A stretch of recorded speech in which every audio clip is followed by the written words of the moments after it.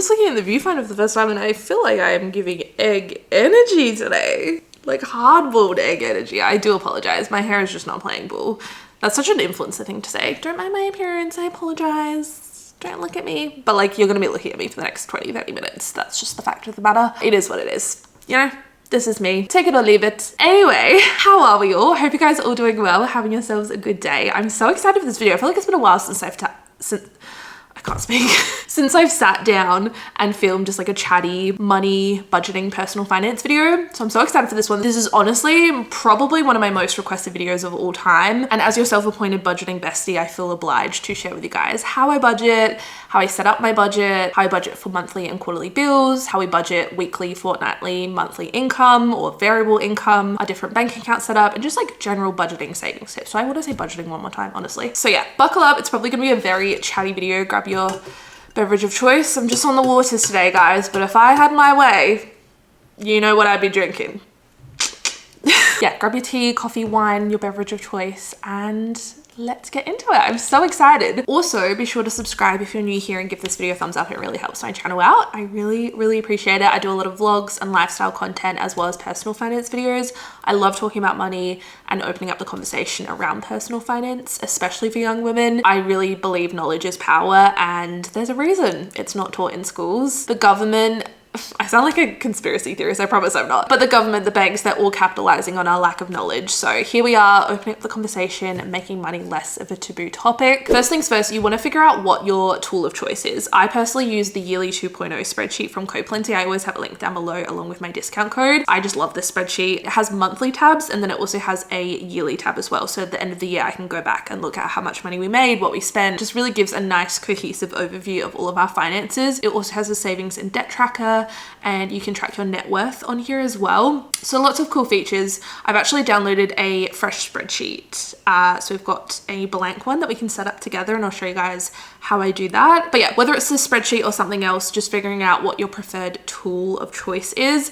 I personally prefer, and I would recommend if you're just starting out with budgeting, to use something that requires you to manually track everything. I still do this now, even though I could download an app that does it all for me, and I do, like my bank does that anyway. It kind of categorizes my spending. But for me, manually inputting all of my transactions every single day holds me so much more accountable. I'm so much more aware of where my money is going versus it just coming out of my account. There's just something about typing it in. It really forces you to reflect and figure out if that is a necessary purchase, especially if your goal is to save money. And honestly, the best place to start is to just start. I know that sounds so simple and easy, but when you're just getting into budgeting or trying to take control of your finances, it can feel really overwhelming. My biggest tip is to just track for 1 month. Just go through, don't even set a budget, but just start inputting all of your transactions throughout the month. And then you've kind of got your baseline to work off of. Or if you do have the time, I know I'm like this, once I set my mind on something and I'm motivated to do something, I want to do it now. So if you do have the time, going back and looking at your last month of spending is a really good place to start. 1 to 3 months is ideal because it gives you like a nice range. Not every month is going to be the same, obviously. And then from there, you can identify different areas that you can cut back in. I don't think it's reasonable. I know all these finance bros preach about, you know, only eating beans and rice and not spending a single cent of money on yourself if you're in debt or you don't have a fully funded emergency fund, which is so unrealistic.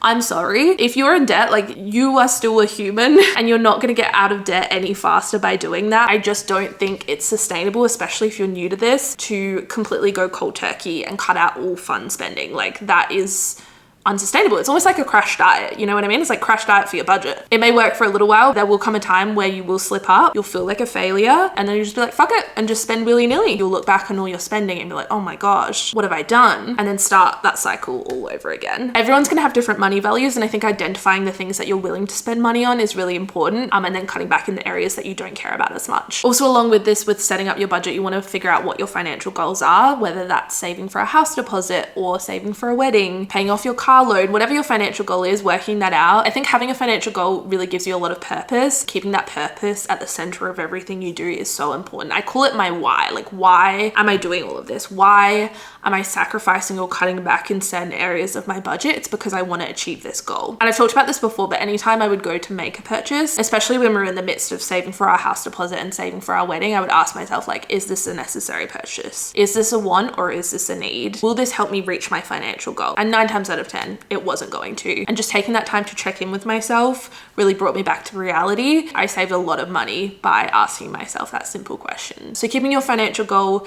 in mind and figuring out what your why is and why you want that. Like, it's one thing being like, oh, my goal is to save for a house deposit. Why is it your goal to save for a house deposit? Like, what is your motivation behind that? That is your why, and that is what will keep you motivated and keep you focused. And then from there, it's honestly all about tracking and updating your spreadsheet every single day.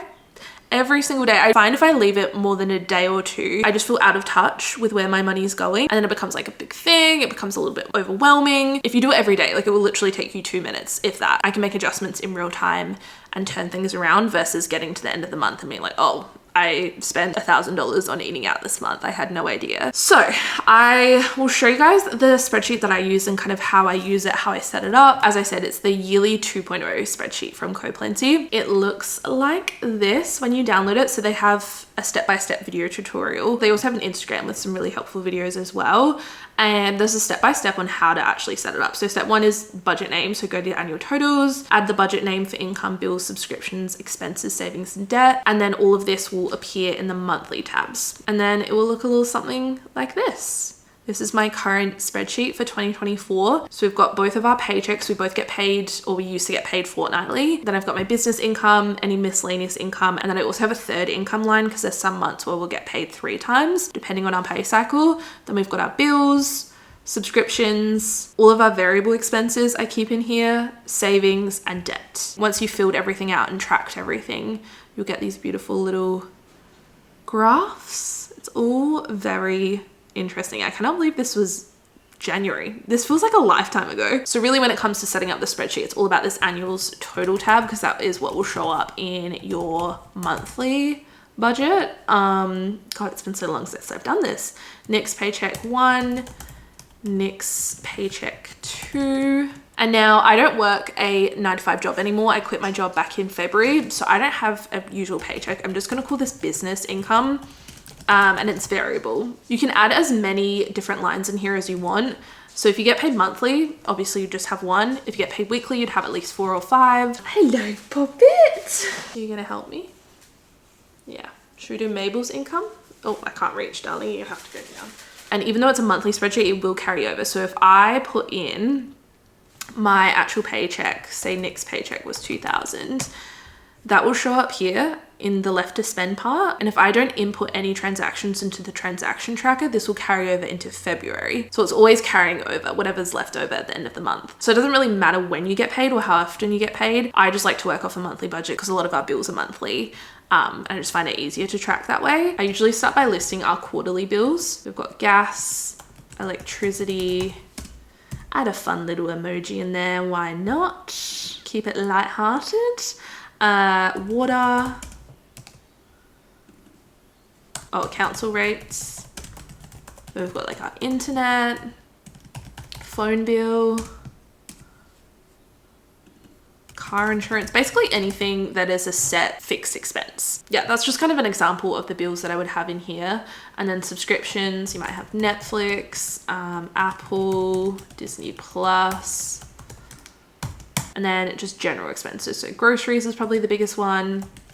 Eating out. I like to break down eating out and takeaway because to me they're two very different things. There's some things that are in a little bit of a gray area. If I go to get frozen yogurt, is that takeaway or is that eating out? I don't know. If I sit down and eat it, is that eating out? It really does depend. So there's some things that are a bit of a gray area, but for us, takeaway is usually like a weekly or fortnightly thing. We'll go and get takeaway food, bring it home and eat it. Like that's one of our dinners for the evening, whereas eating out is more of an experience, whether that's going out for brunch or going out to dinner. But you really have freedom with this. You can really get as specific as you want with it. So we've got groceries, petrol, home, health, social, which is like hanging out with our friends, coffee, eating out, date night, because that's one of our goals for 2024 is to prioritize date night. So I like to see it on our budget. It's a nice little reminder to prioritize that. Then we've got Mabel, entertainment, gifts, books, alcohol, takeaway, rideshare, clothing, beauty, miscellaneous, and then travel. So those are an example of some categories. And then coming down here, we have our savings. Again, depends on what your current savings goals are. So it might be home deposit. For us, we love traveling, so we like to have a travel fund. And even though I'm separating these on the spreadsheet, I don't necessarily have separate accounts for them when it comes to my bank account. This is purely my way of just tracking what that money is for and where that money is going. Then for debt, you might have a car loan, credit card. We do have a credit card now, but I don't include it on here because we just pay it off in full every month. So there's no point, like we're not carrying over any debt into the next month. We include our mortgage on there. Oh, mortgage. And that's pretty much it. It's so easy to set up, like one of the most simple templates that I've come across. And then it's as simple as actually setting your budget. So expected income, let's say 2,500. I would do this at the beginning of every month, which if you watch my monthly resets, you're probably very familiar with this little setup. Business income, I might say 5,000. What I also love about the spreadsheet is you can add in the due dates of things. So if you know that your gas bill comes out on the 7th of every month, which it's probably a quarterly bill, so this is probably not a great example, but like internet, I know it comes out on the 15th of every month, so I can keep track of it that way. I also like to tick things off as I go, whether that's when they're paid or when I've transferred that money into our bills account. So I guess it's probably a good point to explain how our bank accounts are actually set up and how we manage our money. So for us, we have basically three accounts. First one is our bills account. This is an accumulating account, essentially a sinking fund. Every single payday, we will transfer half of what we need to into our bills account to cover for our monthly bills. That way, when the bills come out, there's money just sitting there. We don't have to think about it. We're not accidentally touching that money and spending money that we don't have because we have bills coming out. Like it is a separate account purely for bills. So when it comes to payday, I will give May as an example. So $981.11 is how much we need to set aside for bills. So usually come next payday, because it's the most consistent, we'll transfer half of that amount into the bills account. And I'll come back to how we actually budget for those quarterly bills in a moment. But yeah, we have our bills account and then we have our offset account. For you, that might be your savings account. Our offset basically acts as our money hub these days. It houses our emergency fund and any other savings we might have. The third thing that we use is a credit card now. We recently signed up for one in the last month, was our first month of using it. And that basically acts as like our spending account. We signed up for one so we could get frequent flyer points for future travel and also to keep money in our offset account for longer. Before we used a credit card, we just had an everyday spending account.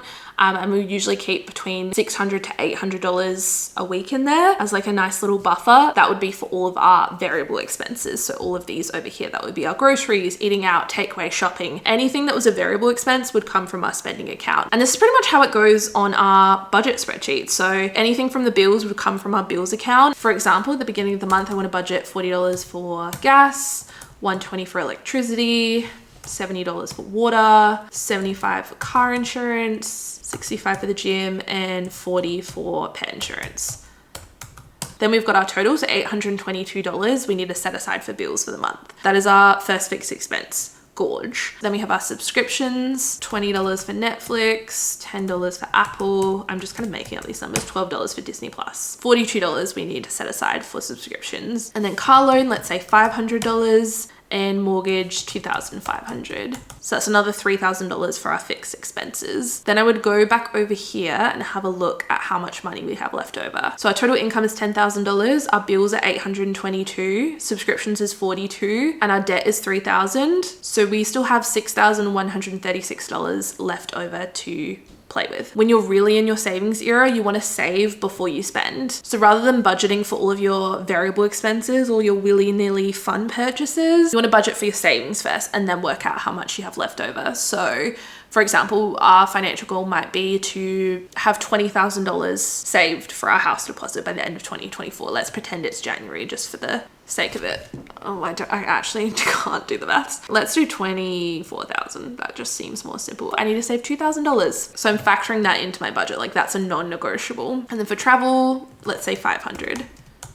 That leaves us with $3,636 left over to budget. And then this is where we make it work in our expenses. So groceries, that might be $500. Eating out might be $150. Takeaway, another $50. Shopping, that might be a money value for you, $400. home, maybe 100, gifts, you've got a couple of birthdays coming up. Like these expenses will change month to month. Like I can show you as an example just how different they have been for us month to month. January, our budget was 3,330. June, it was 2,930. This month's budget, we budgeted 4,285 because we knew it would be a higher spend month. So no 2 months are the same. And also because my income is so variable, there's some months where we have a little bit more wiggle room versus others. It definitely is easier to budget when you have a consistent income, but not impossible. When it comes to budgeting variable income, I think it's, again, a bit of trial and error. I personally like to lowball everything that I think I'm gonna make. So say I've invoiced for $10,000, I will budget for $5,000 because I know that, you know, not all of those invoices are gonna be paid in time. There's some things as well, I think as a business owner, or at least in my situation when you're self-employed, there are some elements or some parts of your income that are consistent. And usually before the month starts, you have a good idea of what income is going to come in from those streams or sources. So I usually try and work off of that, and then anything else is an extra bonus, just keeping things realistic, and then that way you're not ever disappointed. When it comes to budgeting our quarterly bills, try looking back at the last few bills and working out what your average is, and then dividing it into a monthly amount. So for example, $150 water bill, I need to set aside $50 a month. Because we have that separate bills account, I'm never really worried about what the actual bill amount is or when it comes out. I'm just worried about what it is on a monthly basis. You could obviously go back and like, in retrospect, change the totals that you've set aside. And then when it comes to actually using the spreadsheet, I'll input my income. So got paid on the 10th, got paid 2,500 as I expected, or as Nick expected, should I say, Nick's income. I will set aside half of the money for my bills, so 40 for my gas. I'm putting 120 in my bills account for electricity, $70 for water, 98 for council rates, 79 for internet, and we'll do 130 for our phone. So that's $537 that I've put into my bills account. And now I know I have $1,963 left to spend. I know that I could put $500 into my car loan, so I'm going to add this here. Car, and that will show up here. You can tick it off if you want. Oh, I need to pay my mortgage. Half of that is $1,250, I believe. Mortgage. Oh, I put that in the wrong one. There we go. So that's half paid for. Next payday, I'll pay the other half. Again, I'll make that transfer straight into my account. I've got $213 left to spend. Whatever is left to spend is whatever is left over in my spending account and is for my variable expenses. So then as the week goes by, on the 12th, I spend $50 on groceries. That's deducted from here. So I have $163 left in my account, and it's updated here with the actual column.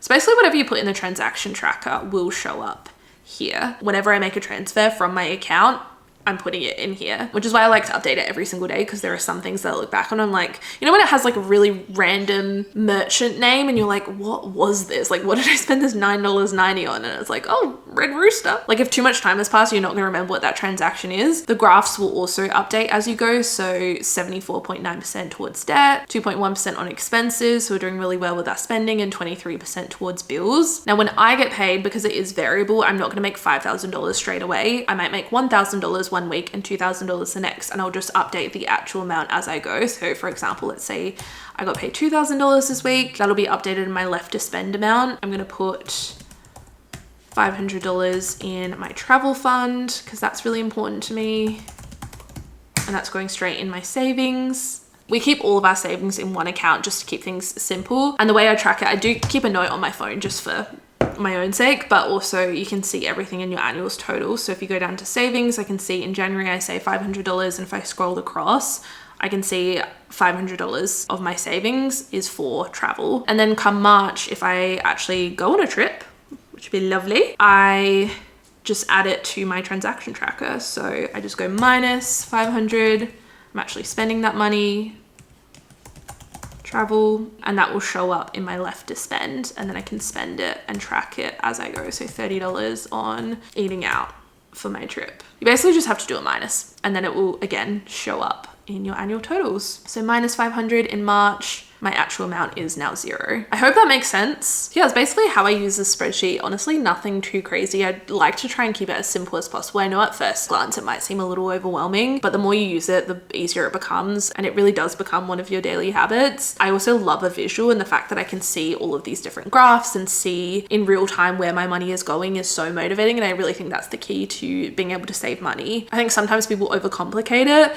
It's really as simple as spending less than you're making. And obviously there's certain circumstances and situations where that's not possible, and that's an entirely different thing. But if you find yourself just spending beyond your means and not being able to save any money, just start tracking, see where that money goes. Don't even set a budget, no expectations on yourself. Just track your money and you will be shook, because all those little miscellaneous purchases, they add up really fast. Get real with yourself, work out what you are okay on spending money on and areas that you are willing to sacrifice on. And again, keeping that why and that money goal at the center of everything you do is key and will really keep you motivated. So yeah, I feel like that's enough of me yapping. I'm gonna end off this video here. Hopefully I touched on everything. If you have any specific questions though, feel free to leave them down below. I will do my best to answer them. Also follow me over on my TikTok and Instagram if you want to see more personal finance content. Give this video a thumbs up if you enjoyed, and I'll see you guys very soon for another video. Bye guys.